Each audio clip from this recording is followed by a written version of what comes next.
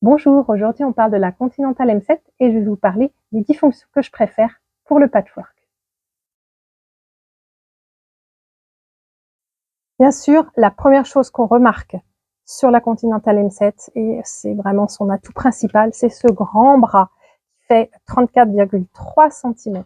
C'est le plus grand bras du marché et c'est pour ça que bien sûr, qu'en tant que quilteuse, on l'adore parce que on sait bien que ce qui est plus compliqué quand on quilte, c'est de manquer d'espace. Et avec un espace comme ça, ajouté avec en plus la grande table qui est vendue avec, ben vous allez vraiment pouvoir vous amuser en quilting, même sur des grands patchs, et ne pas être bloqué par cet espace. Et ça fait vraiment toute la différence. Il faut savoir que les machines dites standards du marché, eh bien, elles font en général 16-17 cm. Donc, ça veut dire qu'on est ici, on a plus du double d'espace. Et dès qu'on va commencer à quilter, on le remarque, on n'est pas du tout coincé. Et ça fait vraiment, vraiment un immense atout pour cette machine. Mon pied préféré sur les Janome, c'est le pied haut. Pourquoi? Parce qu'il a sur le côté un guide, vous voyez ici en noir, qui va vous permettre, avec le bon réglage de machine, de coudre à 1/4 d'inch. D'ailleurs, quand on utilise les programmes spécial patchwork qui sont déjà paramétrés pour coudre à 1/4 d'inch, c'est ce pied-là qui est recommandé. Et du coup, mon tissu ne va pas déborder, j'ai juste à m'aligner bien sur le bord. Et ça, c'est vraiment top. Et si par hasard j'ai besoin d'ajuster un petit peu parce que mon cardinge est un peu trop grand, et bien grâce à ce bouton ici qui sert normalement à gérer la largeur du point, je vais décaler très doucement mon aiguille. On peut voir d'ailleurs que le réglage s'affiche. Et donc je vais pouvoir décaler dans un sens ou dans un autre mon aiguille par dixième de millimètre, donc de manière hyper précise. Et je vais pouvoir ajuster pour avoir par exemple un scan cardinge, un tout petit cardinge, un peu plus petit que le normal. Et je peux bien sûr enregistrer ensuite ce point ce réglage, de manière à ce que à chaque fois que j'utilise ce point, là j'ai le réglage que j'aime, qui n'est donc pas forcément exactement un quart d'inch, en tout cas mon réglage à moi.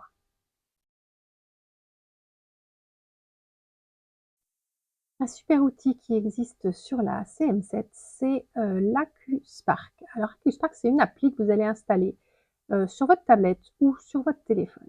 Et quand vous êtes, comme ici, sur une fonction, voilà, vous voyez ce qu'il y a sur l'écran et que vous ne savez pas trop à quoi ça peut servir, eh bien sur votre écran, grâce à votre tablette, vous allez pouvoir scanner le petit QR code qui est là dans le coin. Et ça va instantanément vous donner des informations complémentaires sur le programme dans lequel vous êtes. Et donc là va s'afficher sur votre tablette ou sur votre téléphone des informations complémentaires sur le programme dans lequel vous êtes.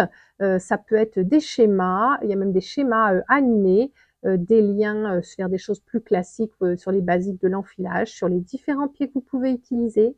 Voilà, plein d'informations complémentaires sur voilà, le programme dans lequel vous êtes dans la machine. Donc, ce n'est pas les mêmes informations que celles que vous pouvez trouver au niveau de la notice. C'est vraiment complémentaire. Bien sûr, la M7, elle est faite pour quilter. Et donc, vous avez plein d'accessoires différents pour le quilting. Différents types de semelles ouvertes, fermées, en plastique, en métal. Vous avez un pied à règle qui est inclus dedans. Vous avez cette semelle qui va vous permettre de quilter quand, par exemple, vous appliquez des choses, d'éviter que votre quilting ne soulève ce que vous faites. Et vous avez aussi ce pied-là qui, alors, contrairement à l'autre, ce pied a le grand avantage, une fois qu'il est posé, en fait, on va pouvoir régler la hauteur grâce à cette vis ici. Voilà. Et donc, je peux régler la hauteur du pied et ça va me permettre de travailler avec différentes épaisseurs de molleton et un confort vraiment adapté à chaque ouvrage que vous quiltez. Et pour quilter, on peut aussi quilter en ligne droite. Et donc, vous avez le pied à double entraînement avec soit celui avec la semelle large, soit celui avec la semelle fine. Et les deux sont aussi vendus avec la machine. Le pied pivot, c'est une fonction qui va être très utile, par exemple, quand on fait des courbes, mais il y a aussi d'autres utilisations. C'est-à-dire que je vais programmer la machine pour qu'à chaque fois que j'arrête d'appuyer sur la pédale, le pied de biche se lève. Voilà, donc j'avance, par exemple, ici. Et dès que j'arrête d'appuyer sur la pédale, le pied de biche se lève. Et ça va être très pratique. Par exemple, ici, avec ma courbe, je rappuie, le pied de biche se rabaisse sans que j'ai besoin de toucher à un bouton. Et du coup, j'ai toujours mes deux mains sur mon ouvrage et je n'ai pas à intervenir sur le pied de biche puisque c'est automatique. Et je peux enlever ou mettre cette option n'importe quand, même au milieu d'une couture. Par exemple ici, une fois que j'aurai fini ma courbe, j'ai juste un bouton à appuyer pour supprimer le pied pivot. Et sinon, j'ai trois autres manières de relever mon pied de biche. Donc la première en utilisant le levier comme sur toutes les machines. La seconde avec un bouton qui est en façade et qui nous permet exactement de la même manière de lever ou baisser le pied de biche. Et la troisième, donc avec la genouillère qui est souvent méconnue des patcheuses, mais qui est vraiment très intéressante de la même manière pour soulever le pied de biche quand on veut sans avoir à enlever ses mains de son ouvrage. Non seulement la Continental M7 va vous aider à coudre vos blocs, mais elle peut aussi vous aider à les couper. Et donc, vous avez ici ce qu'on appelle l'assistant pour blocs de quilting, de patchwork. Donc, vous pouvez, voilà, tous ces blocs-là, par exemple, ici, je vais prendre un nine patch, pardon, un damier. Je vais décider, par exemple, qu'il va avoir 4 ou 5 lignes. Je veux qu'au final, il fasse 17 cm de hauteur. Eh bien, ici, on me dit qu'il faut que je coupe, voilà, des carrés de 4,8 sur 4,8 avec 0,7 de couture et qu'il faut donc que je coupe 12 d'une couleur et 12 de l'autre. Je peux faire exactement pareil avec le log cabine. Et là, par exemple, je décide de faire un log cabine avec 9 lignes. Je veux qu'il fasse 20 cm au final. Et voici les mesures de coupe qui me sont données ici, sachant aussi que vous pouvez basculer en inch si vous voulez dans les options. Pour utiliser la machine, vous pouvez soit utiliser la pédale, soit utiliser le bouton Start and Stop. Et dans les deux cas, vous avez la possibilité de régler la vitesse à laquelle la machine va démarrer. C'est-à-dire que ici, on a la vitesse de croisière de la machine. Hein. Donc, si je la mets comme ça, par exemple, et que j'appuie à fond sur la pédale, ben, j'irai le plus fort possible. Et puis, si je mets comme ça, et même si j'appuie à fond, j'irai à une vitesse limitée.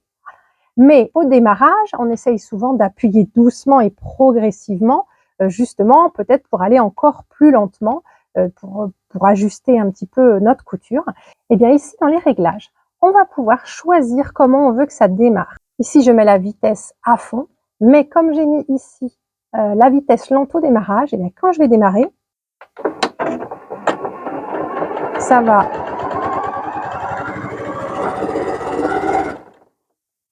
vous avez vu que ça démarrait doucement et qu'ensuite ça prenait la vitesse de croisière.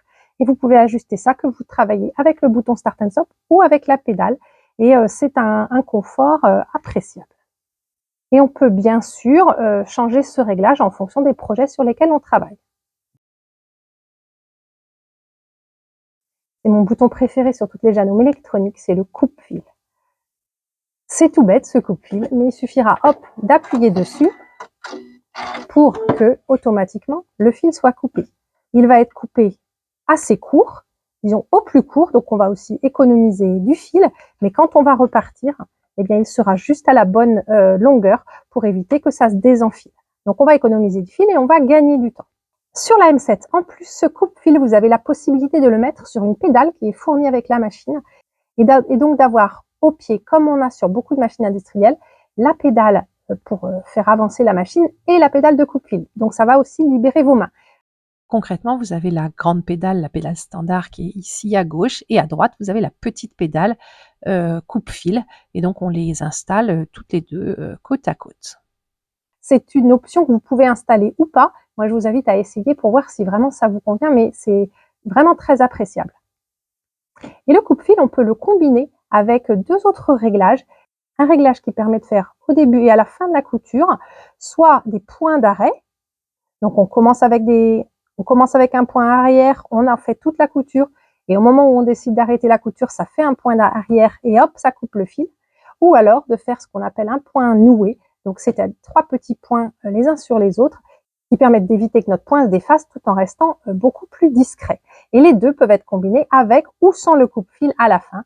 Donc vraiment, il y a beaucoup de réglages et c'est pour moi vraiment très appréciable. Vous n'avez plus besoin d'avoir un outil pour couper votre fil à côté de vous.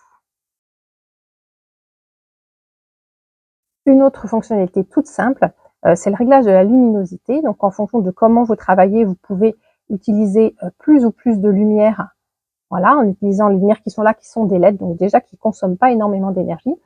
Et en plus, vous allez pouvoir programmer sur la machine 2 choses. D'abord, la mise en stand-by de l'écran et de la lumière. Donc là, c'est ici, on programme au bout de 5-10 minutes où vous n'avez pas touché à la machine.